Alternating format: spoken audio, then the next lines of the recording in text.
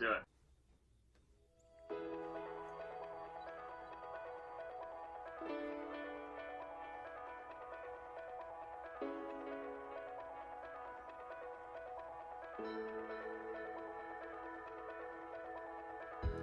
Good evening, everybody. Michael Devine here, Gray Matters Radio. I'm your host, Michael Devine, America's counselor. Now, usually I'm really kind of upbeat and everything when we're kind of laying out this kind of show and everything. And truth be told, I wasn't even planning on recording an episode this week. We had part 2 of our visit out to Green Harvest Health. But, a lot has kind of happened this week between the shooting out in Gilroy, California. Last week, we had 2 shootings, literally within 24 hours. One of them in our own backyard in Dayton. And I just kind of felt as though this is something that we need to talk about. So, of course, I'm always joined by the armchair QB himself. Bill, what's up, buddy? Hey, Mike, how you doing, my man? All right. I'm not gonna lie, I'm a little, I don't know, sullen, pissed off. Yeah, I mean, I remember last night, I was just, hearing, about everything that happened with El Paso, and I mean, I was angry, especially when we did an episode, I think it was episode 34, where we literally talked about this, and we were actually warning about this, saying, like, listen, like, these are the things that are going to start happening with the rhetoric and the effects and how it's pushing people over the edge. And we were talking about it, and of course nothing changes. And then now what happens? Thoughts and prayers, and more talk. Yeah. And I don't know what action can be taken at this point to stop this from happening again, because if somebody is willing to give their life, now forget about what their cause is. Yeah. White nationalism, radical Islam, just someone having a bad day. I don't know.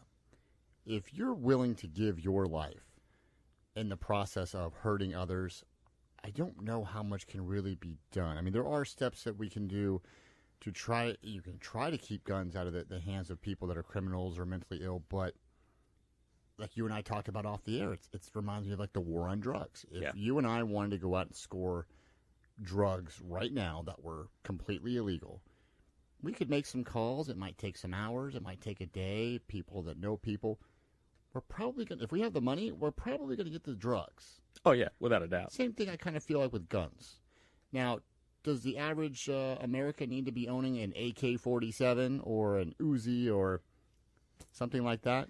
Well, probably not.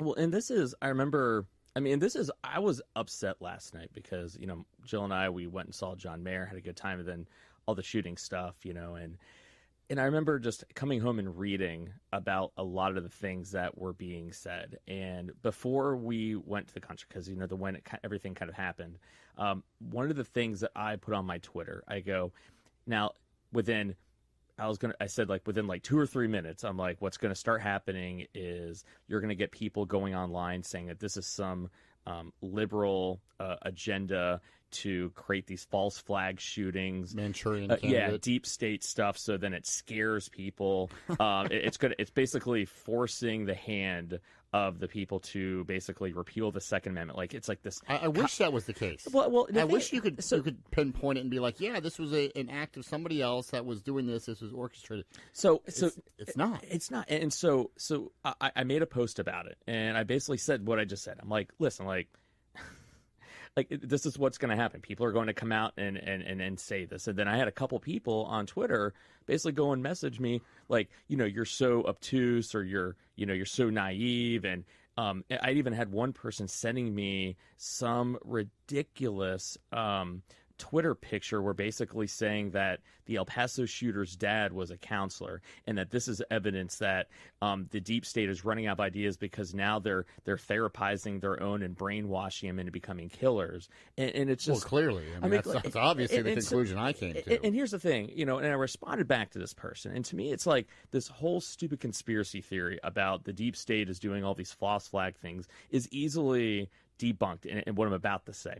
If the deep state is as powerful as you said they are, or as these people say that they are, I'm not talking they've killed presidents, they've rigged the whole system, they've infiltrated everything. So let me get this straight. So for the last 6-7 years, they've been employing this technique since Newtown, basically. Oh man! Since Newtown, this is when this false flag bullshit started. And so you're trying to tell me that this all-powerful deep state for the last 7 years is doing the same exact thing over and over and over again. And not only that, it becomes less effective. It makes no sense in the world, right? Absolutely no sense in the world that they would keep doing something, this all-powerful entity. Now, on the other hand, something, and I'm actually, I'm very optimistic at one politician, and he said it best. Now, I know he got some flack. Mayor Pete. I was just going to guess Mayor Pete, earlier in the day, first, I guess he was at a speaking engagement with Amy Klobuchar, I believe, in Las Vegas. And basically, he straight up came out and said Trump's rhetoric and racism is what kind of caused this. Now, I know he got all the flack for it, but there's something he said after that in an interview on Fox News. Chris Wallace actually was interviewing him. So it's kind of interesting this is on Fox. He said, so Chris Wallace basically asked him, what can be done to stop the shooting situations? And he said in quotations, Washington has been captured by special interests that no longer reflect the American people. Now, what's fascinating is that he teed up his answer with that. And that, to me, is if we're really talking about what these shootings are about. Think about the garlic festival one. I'm so angry, right? We have these people that are these lone gunmen that are being pushed and pushed and pushed, even like the ones that have been caught where they are catching and planning something. We're talking about people that have been bullied, people that made fun of relentlessly, people that have mental illness. We see a lot with, they had schizophrenia, they had autism. We had all these people that they don't know the difference between rhetoric and hyperbole. They don't get the difference between it. They take it as a call to action. Right. And that is one giant part. We talked about this on previous episodes. That is a giant ass part to this, is that they're taking it like a call to action. And whereas previously maybe they were a little unhinged, or maybe these are thoughts that they had, but when, for the same reason why you have a celebrity endorsement, it doesn't even matter what the endorsement is. If they're a celebrity or an athlete, we automatically associate that this is something that's worthwhile, or there's credibility to it. So when we have politicians and media people, not like your Art Bells and your people on your Reddit saying it, we're talking people that are in the know, people that are politicians saying these same damn things. Well, I don't think anyone's calling for mass shootings, but I will say this about Trump as a person that supported Trump. I will say I do think he needs to do more as far as coming out and, distancing himself or whatever you want to call it with these white supremacy groups and white nationalist groups, where I think sometimes he's a little hesitant or he's a little late to the party to kind of dispel, hey, listen, these aren't good people, And I think, any politician in his position, let's say Obama was still president, and let's say instead of a white nationalist, let's say it was black nationalist, just for the sake of argument, he could have been put in a tough spot too, because some of them would have been like, well, wait a minute, these are some of our backers. But I kind of feel like where Obama and Trump, and I'm a Trump supporter, but I kind of feel like where they differ is Obama would have came out and said, listen, this is not what we're about. This is, on and on and on. Where Trump, he will say that, but it takes him a while to get there. And I think, not to pick on him, but because I don't think it's his fault. Yeah. I think he needs to, though, be quicker to be, listen, you're not my people. You're not part of my support people. I'm not down with this. Whatever you want to say, he's got to be more of a leader when it comes to that. In my opinion, I would like to see him be stronger in that department. See, and this is, I think, where, and I respect where you're coming from. I think as a Trump supporter, and I respect that where you're coming from. Like, listen, I think he is a little slow to the draw on that one. But the thing is, I think what Mayor Pete was saying, and I think I always pride myself on, well, I can say things very clearly, but Mayor Pete said something there where I like that we call him Mayor Pete. It is Mayor Pete, right? He calls himself Mayor Pete. It's true, right? And so he crystallized something for me where all of a sudden it made sense to where it's kind of like what I felt, but he said it best, where it's like, what's happening in this country is, and this even goes into the deep state stuff, of we have special interests have taken over this country.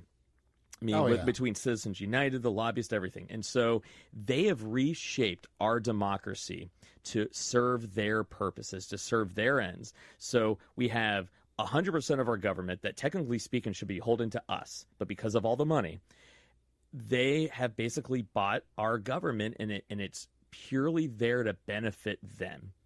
It's not about trickling down to us. No, it's about benefiting them. The ends do justify the means to them. And so every bill, everything is a bunch of bullshit. Everything is worded in a way where it's like, oh, it's going to be best for you. And it's like, no, it's not best for you. It's best for your, and that's where it's both sides out. This ain't a Democrat. You, it's just kind of a bonus. Like, oh. And so the thing is that what Mayor Pete was getting at is, what's the underlying cause of all this? What he's trying to say is that, whether it be on a subconscious level or even a conscious level, people realize our government is not serving us, and we're angry. We're so damn angry about it. And the only way it's been able to continue is that the methods that they're employing, whether it be through the media, their campaigns, I mean, just the cahoots with the media and what they cover, the only way they can keep doing what it is they're doing is they have to make it to where we hate each other. They're distracting us. They're getting us to chase our own tails. They're getting us to, completely be consumed and making us yell at each other. And we're not directing it at them. We're totally distracted by it. I agree. And on top of that, now it's gotten to the point to where we're so angry about it, and we feel like we either can't do anything about it. Now we're displacing it onto each other. All of our anger about how corrupt everything is, and how we all know, Democrat, Republican, even though we look at it in different ways, we all know we're being screwed. We know our government has been lost to these special interests. We know they're not serving us at all, even with the companies that we all work for. I mean, we all feel the same damn thing, and we're so angry about it. Much like we throw our phone when we're pissed off, and our phone didn't do anything to piss us off. We're taking it out on each other. And that's what I think Mayor Pete was kind of getting at, is that if we're really looking at what the real causes of all this, we can argue guns, right? That's not going to go anywhere, right? We can argue, deep state or whatever, but it's like, no. Is it Occam's razor? Sometimes the most simple explanation is the most likely. And do we have this deep state thing where it doesn't make any sense in this plan that's always predicated on... I kind of wish it was that. I wish it was that complicated. I wish it was, but it's not work. It doesn't make any sense, because it's always, well, the next one. It's the next one. It's like, no. The deep state, if there really is one, how they work is what they're doing right now, and it's working perfectly. They consolidate their power. They maintain it. They don't even. They've made it to where, I mean, look at all these high profile, people to get arrested. I mean, even like the legal system doesn't even hold them accountable. They really do have their own laws. It's working. Their whole deep state plan, it's working. It's not I don't think our politicians necessarily are working together. Like, I don't see the left and the right getting together in a secret meeting going, hey, listen, here's what we're going to do to really crank it up for next year. But I do think that they look back and say, okay, this is what gets our base fired up and gets them to the polls. And subsequently is the same thing that gets the other side. It doesn't matter which side you're on. Gets the other side fired up and gets them to the polls. So they know, listen, this divisive politics, for better or worse, the hell with what the results are or what it does to our country, it gets our people to the polls, and hopefully we can get more than the other. They remind me of our elected politicians, all of them, remind me of like the illegal drug manufacturers down in, like, say, Colombia, right? Okay? And then the media, both liberal and conservative media, a lot of the media are like the drug dealers here in this country. So you have the politicians who manufacture this hateful politics, this divisive politics, whether it be race, religion, you name it, right? And then you have these medias who just can't wait to then spread it. Like, oh, yeah, listen, did you hear this story? This is how it is. This person's racist. This person's racist. This person is this. This person's anti-America. The hell with what the consequences are. We couldn't care less if it's true or not. It's just that's what it reminds me of. So you get the drug from the politicians, which are the manufacturers, and then our media is like the drug dealers who then bring it into the country and then spread it to our cities. Well, dude, I mean, honestly, Jill and I were talking about that last night. Feels like. Well, and for the life of me is that, it's kind of like all right, really, is it that they know what they're doing and just don't care? Like an ends justify the means? I don't think Are they care. oblivious to it? They know. Is it? I mean, honestly, because in their mind, the other side is the evil side. So, like you said, the ends justify the means. Let's say there is a conspiratorial kind of thing. It's like, well, if there really is a deep state, the deep state is, think about, look at the mafia. The mafia paid off both sides. That's how they work. Right. We got it on both ends, right? Like right now. And that's where it's like, well, is it that they don't realize they're being played, and it's really the corporations and the lobbyists? And that's the thing. I don't think corporations give a shit. I think it's almost sociopathic. They're so separate. I mean, think about with Boeing and all these companies, a pharmaceutical company. I mean, it is sociopathic. They only give in as much as they absolutely have to. And they're willing to throw people in. They're willing to let people die. They're willing to put a product out. They're willing to, just so they can make more money. Well, like to go back to what you said earlier, and what Mayor Pete was saying about the special interest groups, because they pay off all sides. Yeah, most of them. Is, I hearken back to what Jesse Ventura said years ago, which one thing that stuck out, I'm a big Jesse Ventura fan. Hey, kooky as he is, but the guy had some points. I liked him back from his wrestling days. So that's why I even listened to him. But then when I listened to him politically, I was like, wow, some of the things he says I really like. But, he was giving an interview one time, and he said, he goes, politics and politicians, he goes, that's faker than wrestling. I'm like, well, what do you mean, Governor? And he said, well, he goes, all these politicians sit there and they argue with each other in public and they say this person's bad. He goes, and you know what they do when the cameras are off and at the end of the day?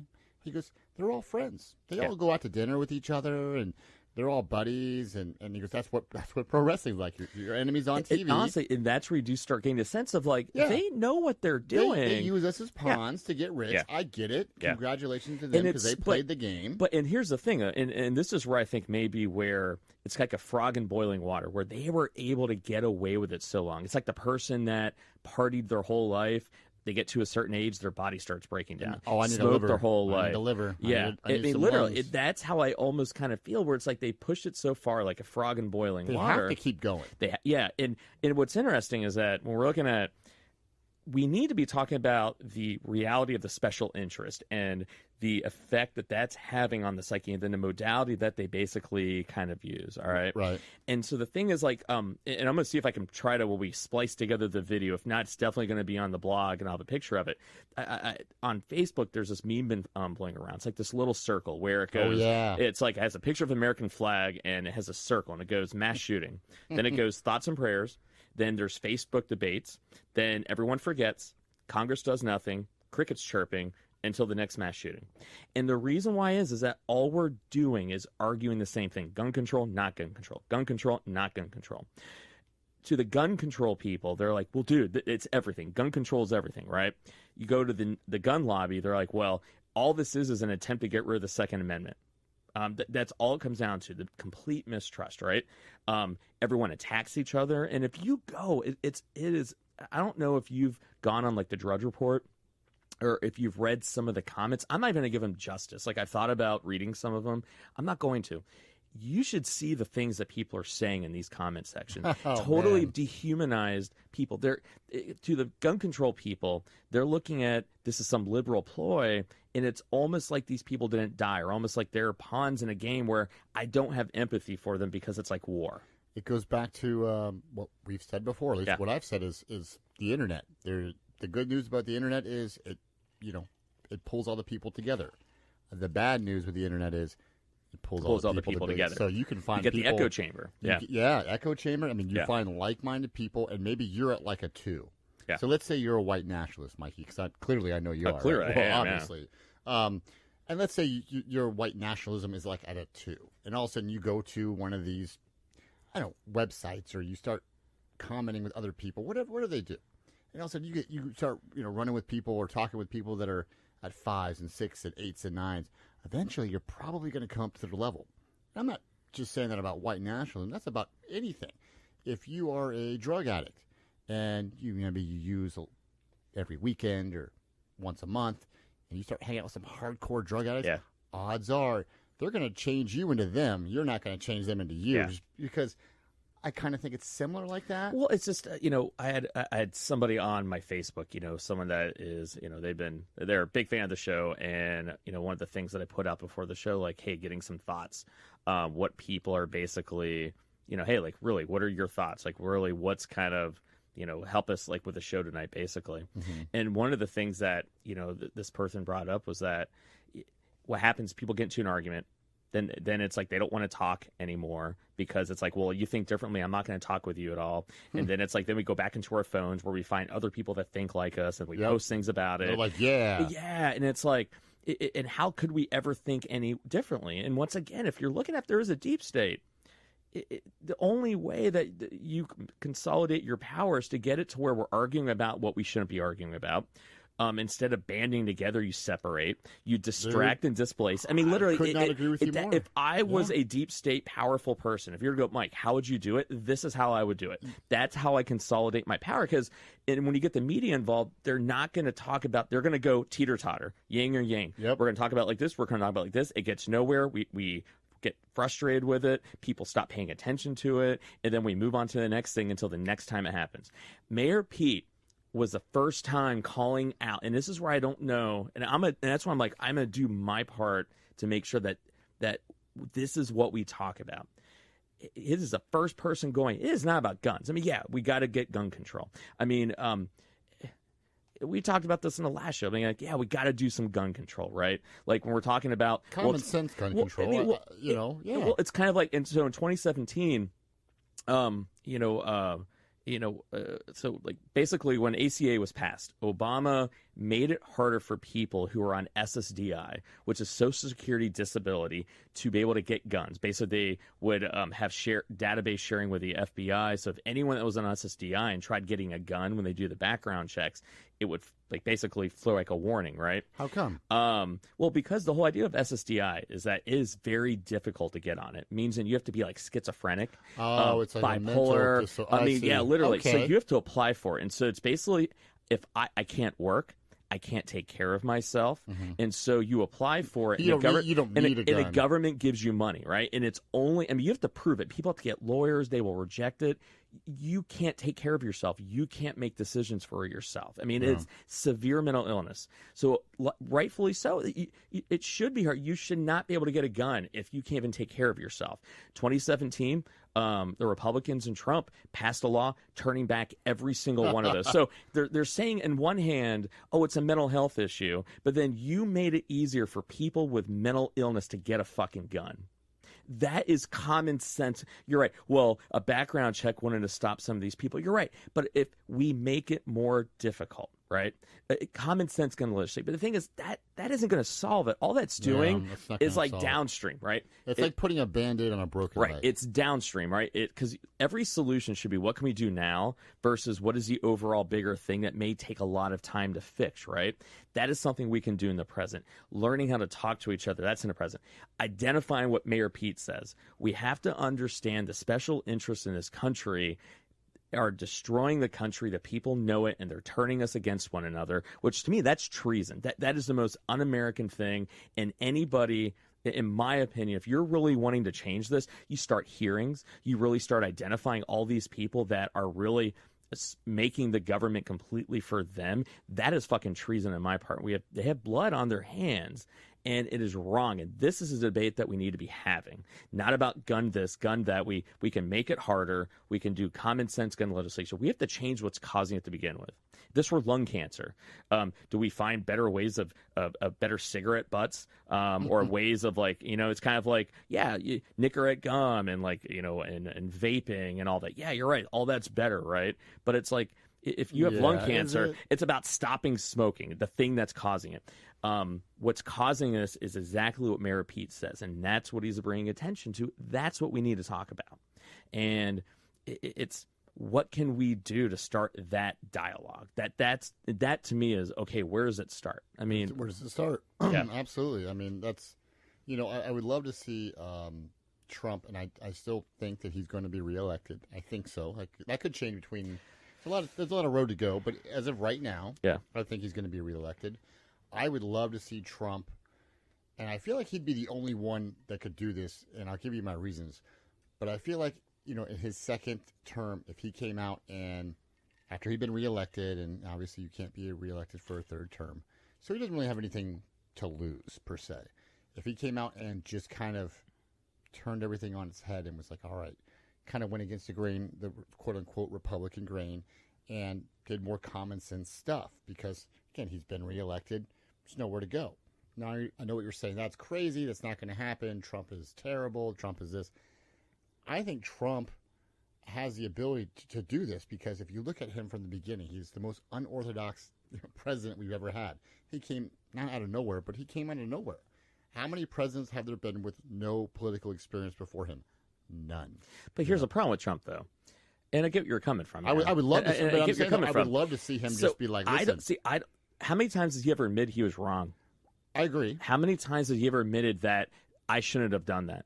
How many times has he ever gone, that was on me. You know what? I shouldn't have done that. Never. Yeah. He does not have the ability to do that. Yeah. He does not. His ego, he is narcissistic, right? I wish he would just and his base, and he's scared to death because he can't lose that base because that's his election. But that's what I mean after if he gets here's reelected. I'm going to play a little clip here, right? Okay. And this is like an epitome of like, what worries me why he can't turn around. So now this was said in Panama City during a campaign stop, okay? And I want you to listen to this. I'm not even going to prime it up, but just listen.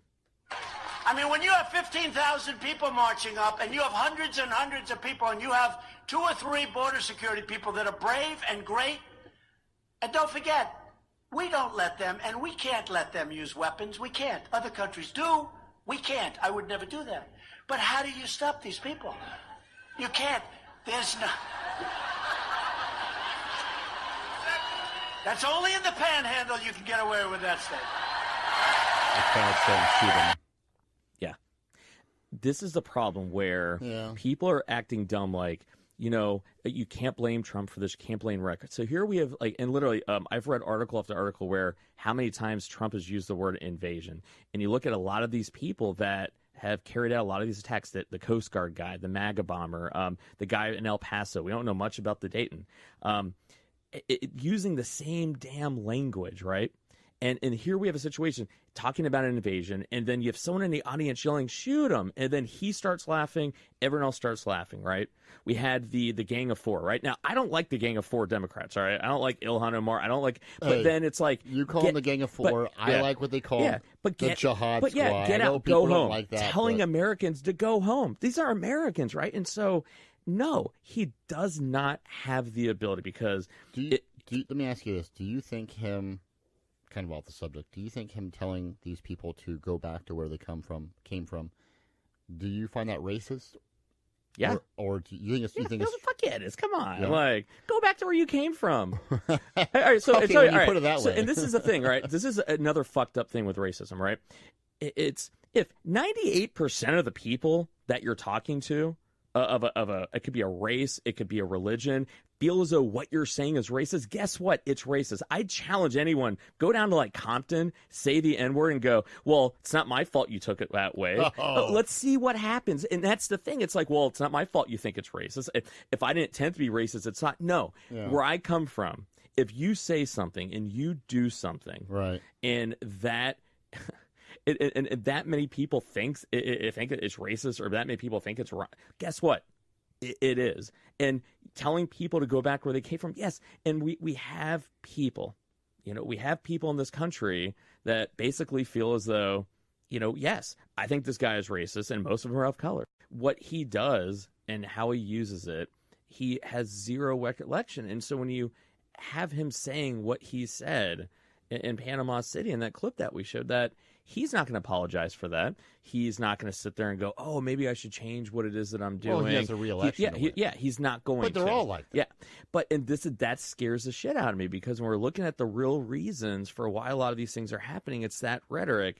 And then not only that, they've gotten so good, almost like a legalistic, like a legal fucking way of going, well, here's why it's not racist. So and rule of thumb for all the listeners, if someone has to sit there and go, well, to really understand this, you need to go back to 1642 in the Magna Carta Act. So you see, there was a very, it's like people have these ways of going, well, this is actually where you're actually being racist for saying that I'm a racist. Well, I think, And again, not to dispel or dismiss the charges of racism, because that's a very serious thing, and there's a lot of that going on. But while we're on the subject, it's getting kind of out of control, in my opinion, on certain things. Like just the other day, the "Don't Tread on Me" flag. Yeah. Right. That's been around since 1775. It was to, signify our defiance and trying to break away from England.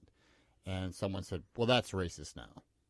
Since when? It's been around since 1775. So, and this is the problem, and I agree. Yeah. This is where it's like, now going back to the shooting. The shooting has nothing to do with racism per se. Oh, well, those people are fucked up. And that's what you got to understand that, though. We're dealing with we're trying to apply logic to an illogical situation or illogical people who are clearly. I mean, like we've said before, if you're willing to trade your life, I don't care what your cause is. Yeah. If you are mentally ill and you're like at the end of your rope, and you're like, you know what? Because all of these mass shooters, no matter what it is, are willing to give up their life. Oh yeah, none of them have an escape plan. Mentally ill. No, I mean, like, because they know they're probably going to honestly, because just today, suicide by cop. Well, someone said today that there was a reporter going, well, this kid drove 10 hours from Dallas to El Paso. Is that how far it is? Yeah, and they go, and to think that he didn't even have any, he had 10 hours to go back on. It's like, but they're mentally ill. You don't understand. Like, he's already off. Yeah, the horse is out of the barn. Yeah. And so the thing is, like, this whole thing about, and this is what people are going to argue about. They're going to argue gun control. They're going to argue about racism. Is Donald Trump racist? Or should we have guns? Should we? And all that's going to happen, going back to that circle, is that we're arguing about the things. That's all downstream. And we're going to argue that you can't get anywhere with it. We'll give up. Rinse and repeat. And that's where we have to change the discussion, change the topic. What can we do? So I've been thinking really hard about that. You're a counselor. Exactly. So, because I was like, all right, if we're going to do this show, and once again, it wasn't necessarily planned, but I'm like, if we're going to do it, we have to offer some suggestions, and actually offer suggestions that account for the hypothesis that Mayor Pete and myself and what we're putting out. So, number one, remember Grover Nordquist? Remember that guy? You know what? That name escapes me. So Grover Nordquist was this Republican. I can't remember what think tank he worked for, and so he made every Republican. This is when Obama was president, I believe, or maybe even George W. I believe, where every Republican had to sign a pledge saying, "I am not going to raise taxes. I'm not going to raise any spending. If I raise taxes, there has to be. If I have to raise spending, there has to be offset somewhere else." Now, what was interesting was that he used this over everyone's head. If any Republican dared go, I'm going to sign off on this budget bill that raised spending. I'm going to sign off on this budget bill that raised taxes. It doesn't even matter if it was like raising taxes to solve cancer, raising taxes to, solve. It don't matter, right? And it was so effective because every single primary of any Republican that went against it, they basically held that piece. You signed it. You're breaking your word. You said you weren't going to do it. We knew it. Very effective, right? So if Grover Nordquist can do that with raising no taxes, why isn't our leadership, Nancy Pelosi, Chuck Schumer, Mitch McConnell, why is it that they don't do the same, but a no rhetoric, no divisive, polarized campaigns, and make them sign a pledge to not do that? I don't know. If it worked with not raising taxes, why would it not work with? We're talking, remember what I mentioned, like there's too many votes at what stake. are things? Yeah, what are but it's what I think happened is I think Donald Trump came along. He figured it out, or his people figured out what was working. Okay? Yeah. They figured it out. Got the people to the polls. They got the support. I mean, look, he came from a crowded Republican field, very similar to the way the Democratic field is now. It's very crowded. Imagine one person surging ahead by doing some unorthodox things. Everybody else in Washington took notice. Yeah, but the thing is, like, in this day and age, we have these things called analytics, right? They're using data. They have psychologists. You're right. Steve Bannon picked his messaging for a very big reason, right? But the thing is, though, doesn't that worry you supporting a candidate that goes, I know what this is doing to the country, but I don't give a shit. I want power and I'm going to win. Because what country? They don't really but you got to look at, though, what country, though, and this is once again, but what's the point of being president of a country if it's destroyed from the inside out to get elected? And that's the thing, is that shouldn't we support a candidate? And once again, now this is all very new, right? And who knows what Mayor Pete is going to do with what he said. But if a candidate is coming out going, listen, the problem with our country, part of politics, is that our special interest, what they do to maintain that power, what in effect it does to the country in this polarization, rhetoric, and media, causing all these problems, aren't these things that we basically should not be doing? And this is what I stand for, and this is what I'm going to do as president. Isn't that who we should be supporting, rather than Machiavellian and appealing to our worst common denominators as human beings? You're right, but the problem is that's not the only issue. I mean, that's a big issue. I look at is the special interest and everything. But is he actually going to do what he says? You know, I don't know if you know this or not, but politicians are pretty good at making a lot of promises. But do you go with the guy, though, that is saying, I'm going to keep doing this, and you know for a fact 100% he's going to double down on it. He sees how many people have died, and he doesn't stop doing it and keeps doubling down on it, acts incredulous, blames other people? Or do you go, that's a known factor, or do you go with the guy that's at least saying for the very first time what we should be doing? Did you know that mass shootings have been, I mean, not by a lot, but in the last 3 years are actually down? But this is where it gets fucked up, though, because we all know that how many mass shootings there have been just in the last week. Yeah. And it's bullshit. Going, all that is people trying to find some way of redefining a mass shooting to ignore what their own fucking eyes are telling them. That's all analytics is basically doing now.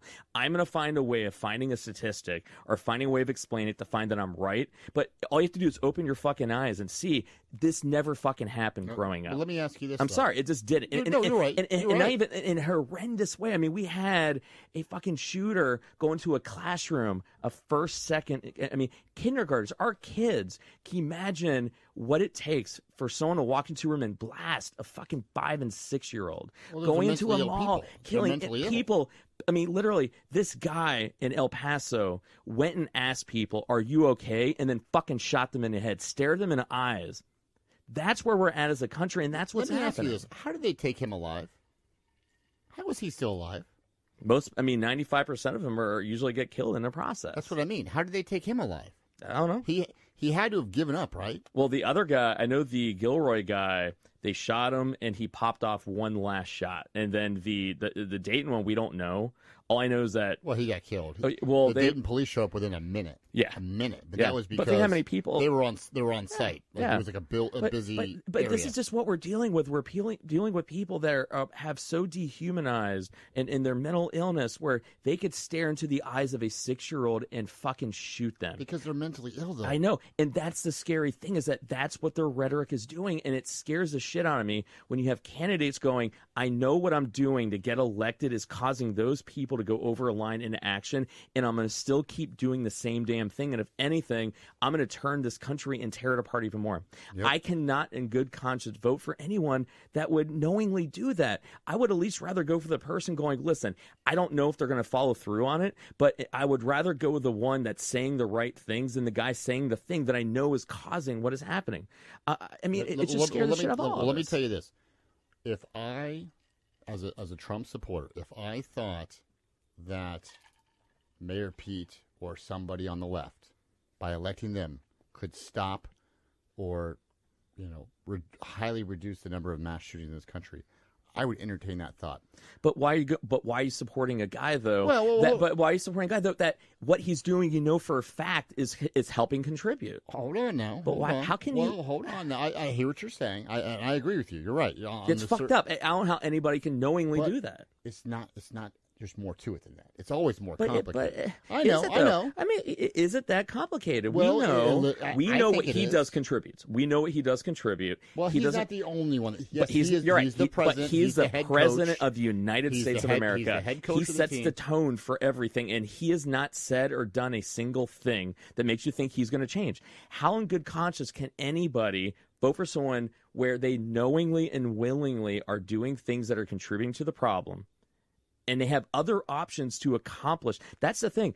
I don't disagree with some of the things he wants to do, but the methods he chooses is killing people, and it doesn't have to. It doesn't have to. People. No, the shooters are killing the people. But I know what you're saying. I hear you. These people are creating an environment that are pushing those people over the line. As a clinician, I'm a fucking therapist. I'm telling you, these people, when over the last 15 years of me being a therapist, there's been a sudden change. Now, this isn't just a Trump thing. This goes back to even like the Fox News stuff when George W. was president. You saw this cooking pot, and I literally tried talking about it. You saw it happening where people that were unhinged slowly started like literally going, I got to take actions in my own hand. That was my biggest fear as a clinician. You saw it happening. I'm telling you. I think it's social media. I mean, don't get me wrong. The president's not helping. Social media just makes it to where everyone can digest it and get it faster and sooner. I think social media, I blame the mainstream media. That is a big. Yeah. You will not find a bigger fanner of the flame, so to speak, of racial divide. Yeah. They all play a role. It's not one person, but you're right. But this is where I look at. But Trump though, he's the guy that can end it tomorrow. He can't end this. You're telling me, if the president came out tomorrow and went, this is fucked up, we got to stop doing this, I, for one, and every bit is responsible. So I'm challenging every media source. I'm not going to do interviews with you if you say this. I'm not going to tweet about this. I'm not going to go and do this. I'm not going to give you an interview. I'm not going to say this. I'm not going to support any congressman or anyone that does this. There would be change tomorrow. He has that power, and he's not. That's what he can do, and that's what we should demand of our elected officials, but he's not yet.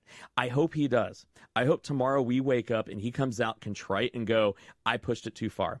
I would be radically, just my opinion of him would change if he had the ability to go, you know what? This has to stop. Listen, we're all guilty in this, but you know what? I'm in charge, and what we're doing has to stop. Maybe it took this for everyone to realize that we've gone way too far, but I don't think he's going to. I think it's going to be more of the same. And if it's going to be more of the same, we have to ask ourselves as a country how we can support somebody that doesn't take that. I don't think he feels like he's responsible, though. That's the problem, though. That's the problem. How is he not, though? Doesn't that worry you that he doesn't even have that ability? Let me ask you this. Does the media, do they feel responsible for it? Oh, they should. But do they, though? That's once again, that's the problem. Though. Well, no, I'm not saying that Trump's do you think, not... Yeah, do you think Nancy Pelosi and AOC and all these people see with Antifa and all... No, do you think they see it? No. Do you think they see of them using race to make racism everything, misogyny everything? And I know you understand this because you're a very smart and educated man, but, you know, the Trump supporters are going... I'm talking about the hardcore ones, not the ones that are, right. Yeah. And the same thing with the hardcore left supporters. I mean, if you're hardcore, you're pretty hardcore. They're going, well, it's not Trump's fault. It's so-and-so's It's fault. really the Democrats' fault. Right. And the Democrats are going, well, it's not our fault. You're not going to change the minds. It's like, so just like I think Trump, Nancy Pelosi should do the same fucking thing going. That's the problem. Oh, it is the problem. We all know the problem. And so that's where I look at then, what is our power? And it's like, that's where we got to sit there. And so if Colin Kaepernick can sit there in 2 days, get Nike basically to go against, their damn product and recall it, you're telling me if we can get 2.5 million people sign up to storm Area 51, we can't get that many people on Twitter and social media to go and do the same damn thing for all these candidates, the companies that lobby them and give them money, we boycott them. You're telling me that we can't do that? No. We're lazy. We find these very convenient things to kind of put our energy into in this social activism, not realizing we have all the power to change it tomorrow. The people are the problem even. We're bitching and moaning at it and pointing the fingers, not realizing, oh, wow, I got Nike to go reverse course. Hey, wow, shit, we can do this the same way. But we're not because I don't know why. And that's why I'm so frustrated because you're not alone. Because it's like when I'm scared to take my daughter to like we had Irish Fest this weekend where part of me is going, shit, that's kind of scary. When I was at Mid Ohio last weekend, it's like it's not you can't help right. But think about that in the back. I know of your head. It's not right that's they shut up a garlic festival for crying out loud. Yeah, like, fucking Walmart.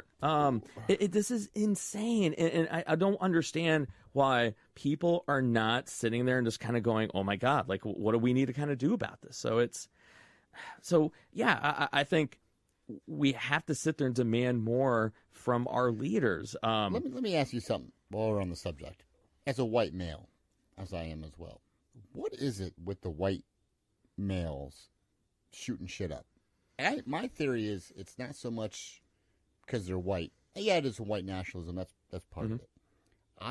Because there's certain media outlets that will say, well, it's the white man's going crazy. And maybe but let's be honest. I mean, the majority of sociopathy and serial killers is white men. Well, I was going to say, our country is, that's the majority. Yeah. So, I mean, it's not surprising. I think that pisses off white nationalists even more than when they hear, they're like, wow.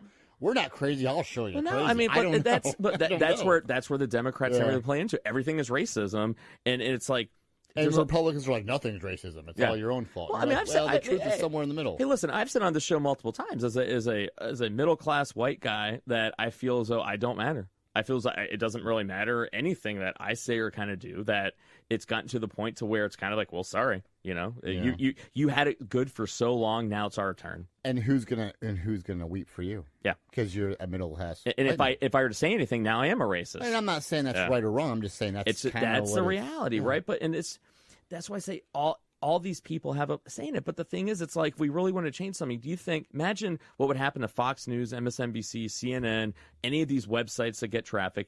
People just, like, if 90% of the traffic stopped watching. Well, people can't. That would change. But the thing is, if people really want to change the media and the rhetoric, stop watching. Yeah.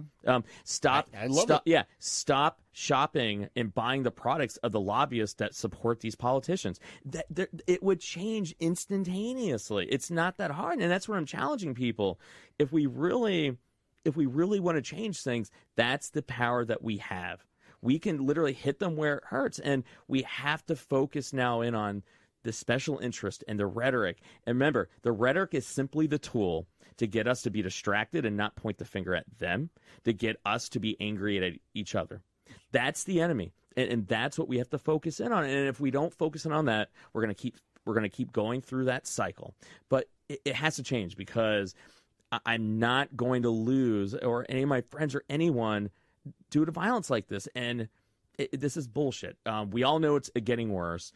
We all know that we have to do some sensible gun legislation. But the big thing is, we have to hold the media, the politicians, and everyone accountable, and the lobbyists that are destroying our country. It's time to get the underlying causes of what is causing all this and continue the discussion. I don't know if Mayor Pete is going to fall through anything. I don't know if he's going to. All I know is he's the only person that for once has said what is wrong with our country, and that is someone I want to listen to a little bit more.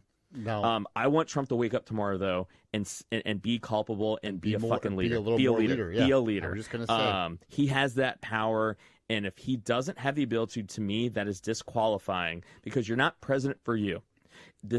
You take that position because you do what's best for the country, which means that it's not about you anymore. We're all human beings, and that's the struggle of this office. But if to be president, if you have to do something that means then you're probably not going to get reelected, but it's best for the country, you have to do what's best for the country. It is disqualifying if you have the inability to do what's best for the country for your own gain or your own party's gain. It has to stop. It has to. Are you, as of right now, do you think you're leaning towards voting for Mayor Pete? If you were to vote today, and I know we're not.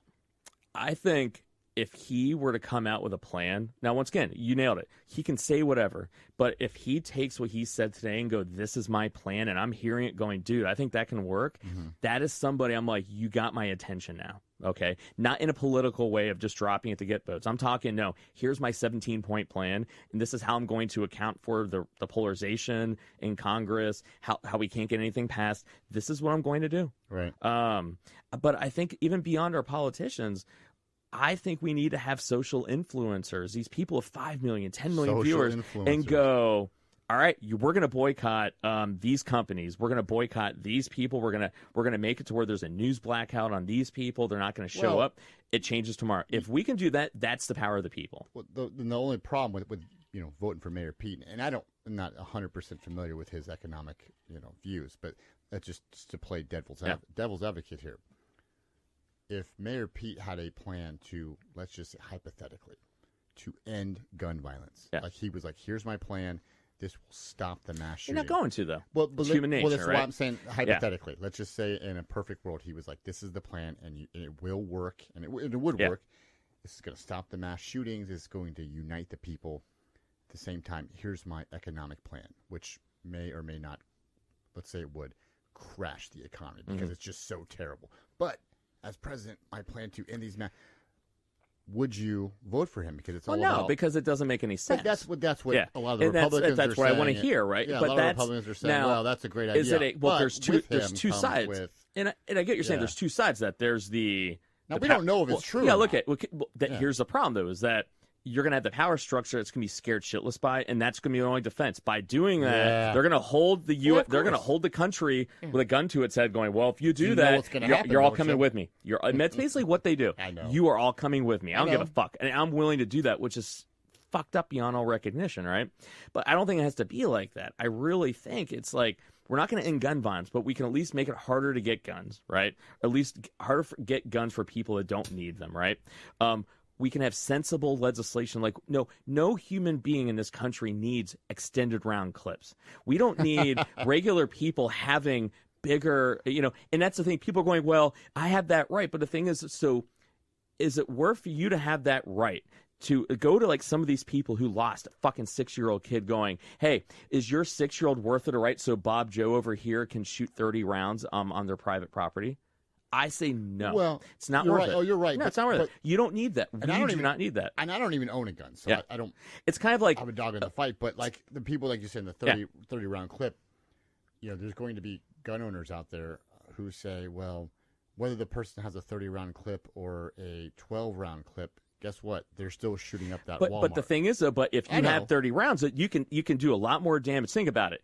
They got there in think about it. They got there in 30. They got there in 30 seconds, right? How many people died in 30 seconds? Where did in Dayton? Oh, Dayton. They said from the time the police got there, 6 minutes. Yeah. They said 30 seconds. 9 people died. 30 were injured. Right. Well, that's because there was already police. I know that was a good thing. And they go, if it was another 30 seconds or a minute, it would have been over 100. Right. Oh. And so but think about though, how long does it take for someone to pull a clip out, put a new one in? I have no idea. The seconds matter. And so we're allowing people to have arsenal. Put it this way, as a pilot, I can't buy an F-16. As a driver, I can't get a tank. We laugh because it's like, no one needs an F-16. It's the same deal. Why is it that we have people that have fucking military arsenal? It's not for sport. Because I think it's for pleasure. When people first started buying this shit, I don't know what year, nobody really thought that, we're going to turn it on civilians. And by people that are willing to give their own lives to have a suicide by cop, like that wasn't even. But now that we know, but I know. But what I'm saying is that's how I think it started. It wasn't like nobody was like, "Hey, well, Mike Devine over here is going to." Oh, well, wait a minute, he might do this. And people going, he's crazy. But he'll get killed by the cops. No one wants to do that. But now that we know, seconds do matter, and people don't need that. It's like, can we at least have some restriction on magazine? That's simple, right? That will save people's lives. Make it to where, dude, if you have schizophrenia or you're like an SDI, you don't need to be able to go buy a weapon. Like, that's simple, right? But then it's like, let's actually address the underlying issue and look at people are angry because the government is completely corrupt and they're using those tactics to turn against us. We can focus in on that. And that's where it needs to go. So I hope tomorrow we wake up, President Trump goes on national television, lays the wood down, change happens instantaneously. But if he doesn't, and he doubles down on it, to me that is disqualifying to be president of the United States. Hands down, 100%. I don't know if any of the other characters are going to basically do what they say they're going to do, but we know for a fact what's going to happen if he gets elected, if he does not reverse course. And especially for what he wants to accomplish, he doesn't have to do it this way. It'd be like you have, let's say you have like cockroaches in your house. You have two options. Call an exterminator, put some, bait down, whatever, kill the cockroaches, blow up the whole house and a couple people inside. It's like, why blow up the house when you don't have to? That's Donald Trump. There's multiple ways to do what he wants to do, and that's where everyone gets hung up on. What's wrong with what he's doing? He's right. But it's like he has 2 or 3 ways that he could do it that won't cause the same carnage. Why is it that he continues to do it the same way? Maybe he doesn't have to. He doesn't have to, but why is it the people around him aren't telling him do it differently? Oh, I'm sure he does not have to. that's the thing. We all have to sit there and ask ourselves the question is, why is it when once again, all we get caught up in is, I agree with him. What he wants to do, he's right. But it's like, why do you have to do it that way? You don't have to. And there's other ways of doing it with far less casualty, far less divisiveness. I don't get it. It doesn't make any sense to me. If I thought voting Donald Trump out of the White House would end this, I would consider it. I don't know that it will. It happened during Obama. It happened during Bush. It's gone up every year. Trump is probably a contributing factor, no doubt. I don't know that he's the main factor. He might be for the white nationalists, or some people think, but the mass shootings in general, it's not just Trump or Trump supporters. It's everybody. It's everybody. I think it's a culture problem. I think it's our culture. Our culture is very, and again, I keep going. But once again, though, but he's the president. He can end it though. He has more influence. He can say so. No, he has influence. Yeah, he can't end. No one can end gun violence. No one can end human nature. He can't end it. Just like you can't end the war on drugs. Of any human being on this planet, he has the most influence. Oh, he has influence. But of any human being. I don't think he has as much influence as I think but you'd like him to that's be. no. I'm not picking on him. But there's no excuse though to not do anything. He should be. He should be saying more. You can sit there and go, Mike, it's tough. Yeah. You're right. It's going to be, but it's like there's no excuse not to do anything. And that's where we're at. It's no excuse not to do it, and you don't have to do it that way. So I challenge the president to reverse course and be a leader. Change the dialogue in his country. Be a healer. I don't think he can do it. I don't think it's going to happen. And we're going to keep getting these. And how many... this is close to home, man. This is Dayton. It's 45 minutes away. That could have been any single one of us. That's what's fucked up. Is that it could be any single one of us. What's going to happen if it was one of our kids? What if it's at their school? Are you going to be cool? Are you like, okay, well, I mean, yeah, I guess there's nothing you can do about it. Or are you going to be livid? And we're dehumanizing the fucking families and these victims. Yeah. And that's the egregious thing of it all. Like they somehow get caught up, and that's what that power structure is doing.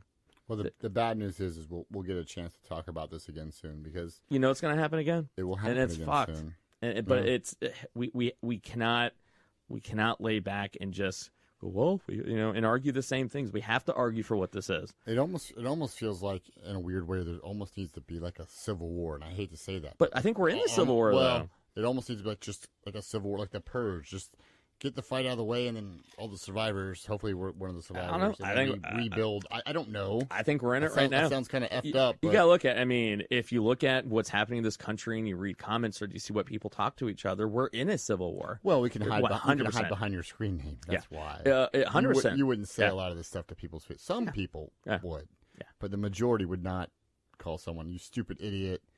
I see people do it in traffic. I'm like, you just because you're behind a windshield, and people can still see you. Yeah. I'm like, come on, man. Like, so it's just, But they don't feel that way. They feel, I don't know, so we're protected. That's what we're in a civil war. We are literally in a civil war. We're gonna look. I think we are. It's a civil war by every definition. This country is split in two. People hate each other. People are attacking each other. People are killing each other. People are looking at the other side as the enemy, and they're destroying the country. Well, you and I don't agree politically, but we get along. I think that's the problem, is that people don't.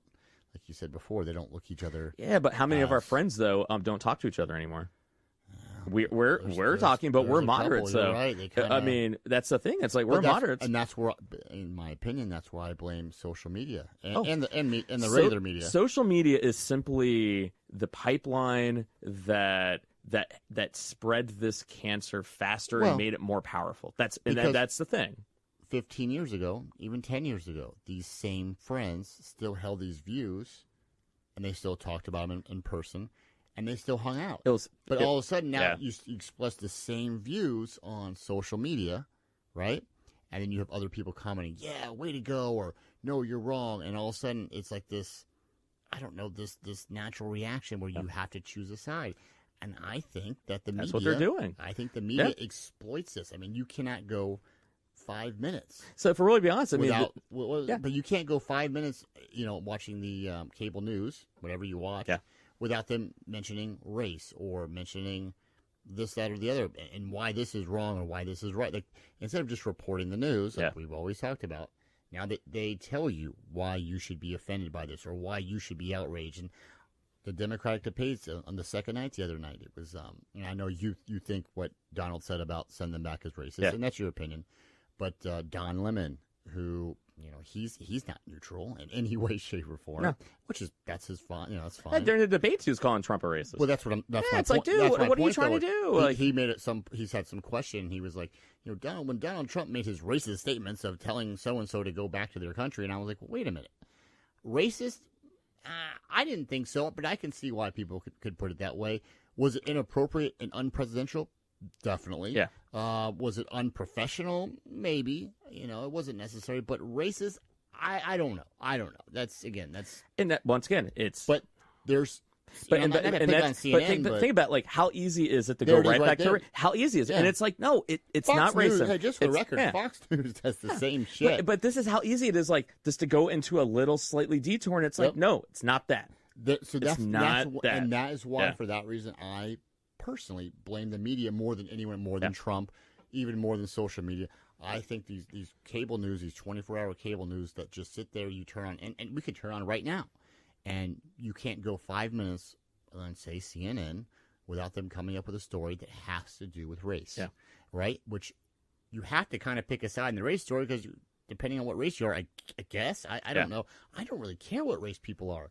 I just want to know if you're nice or you're an asshole. Like, that's I don't care if you're Republican or Democrat. Like, are you cool or are you just kind of a D-bag? Like, but they don't put it like that. Either you're with us or you're against us. Here's a person, this person is racist, this person is sexist, this person is xenophobic, and sometimes they really are. But sometimes you're going, well, wait a minute. I watch it, I'm going, wait, where's the racism at? Like, because one person happened to be one race and the other one was different, like that maybe it was, but... Yeah. But remember, by talking about race, talking about guns, it's not about that. It's about those are the tools that they use, the power structure, to get us to be arguing about that. And maybe that's the real deep state. That is a deep state. That's the whole thing. It's working. This isn't if they're going to do this is what they're trying to do to hold their power. It's like, no, they are doing what they're doing, and they are holding power. And every day we're arguing about we're doing their job. It's messed up. I know. So where I'm going to end things off is, we're looking at, what we can kind of do. All right. I'm going to end on I'm pleading with, Mr. President to, regardless of what's been done to this point, who said what to whom, this country is desperately in need of somebody to come out and be the parent in a room and go, regardless of what I've done, whatever, we have to change, and begins with me. We're all guilty of it. And I'm going to change what I'm doing. I'm going to change my dialogue. I'm going to change what I say. I'm going to change how I say it. I'm going to change who I say it to. I'm not going to do interviews with people that are going to say things like this. I'm not. Just do a boycott. If he were to go, I'm not going to do any more interviews with Fox News if they continue peddling this bullshit. I'm not going to do any interviews with CNN. I'm not even going to mention any of these people.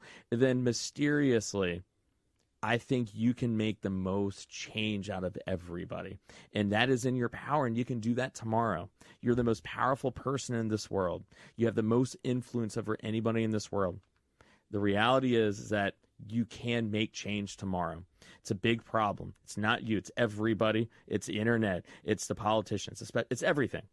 But you have the ability tomorrow to change that, regardless of who is at more fault or whatever. And that's what I'm hoping it can happen. Because if not, we're going to be talking about this again and then talking about it again. And it's going to be one of our family members. And I, for one, I'm not going to sit idly by, be desensitized to it, and have it kind of happen. We all owe it to, the people that died supporting this country. And we owe it to our children. We owe it to all of us to do better. And we have to do better. So I'm going to end us on that note. We have to do better. And I hope we do. So I hope we can change. I wouldn't. We got to do something. We have to. And in America, we're capable of so much, and we can fix this. But we have to change the dialogue. and we have to tune to our leaders, but we have power every day. Use the power of your Twitter, the power of your Facebook. Everybody has the power to do something. We all play a role. So tomorrow, everybody should sit there and wake up going, what can I do in my part to make that change? Don't attack each other. Don't go on Facebook. Don't say this. Anything. I don't care. But we have the power to do it, and that's where I hope we do. So I know we can do it in America. I wouldn't be doing the show. I wouldn't be a therapist if I didn't think we can change. And I know it's tough. The toughest change to make is the ones that we're confronted with in this country. This is the biggest challenge of our day, of our era, of our generation. And I think we can do it. So I hope we do. So on that